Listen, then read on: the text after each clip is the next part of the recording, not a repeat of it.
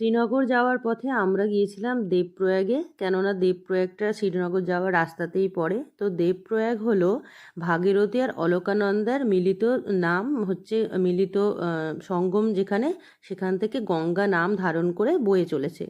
উত্তরাখণ্ডের রাজ্যের টেহরি গাড়োয়াল জেলায় এই দেবপ্রয়াগটা অবস্থিত। দেবপ্রয়াগ শব্দের অর্থ কিন্তু দেবতাদের সঙ্গম স্থান, মানে বুঝতেই পারছো এখানে দেবতারা একসাথে আসেন। আর বিশ্বাস করা হয় যে রাম এখানে তার পিতার পিণ্ড দানও করেছিলেন।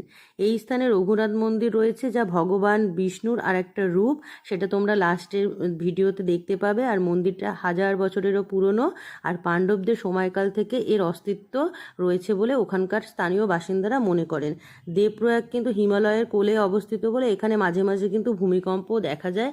আর একদিকে অলকানন্দা আর একদিকে ভাগীরথী, দেখো একদম সুন্দর ঢেউ বয়ে যাচ্ছে, যা দেখলে মন কিন্তু ভালো হয়ে যায়। আর এখানে পুণ্য স্নানের জন্য, যেহেতু এটা সঙ্গম স্থান, ওই প্রয়াগরাজে যেমন কিন্তু ওই আমাদের কুম্ভ মেলা হয়, সেরকম কিন্তু এই দেবপ্রয়াগটাও কিন্তু সঙ্গম স্থান। এখানেও কিন্তু তোমাদের স্নান করলে সেই পুণ্য কিন্তু অর্জন করা। এই দেখো লাস্টে মন্দিরটা কেমন লাগলো জানিও।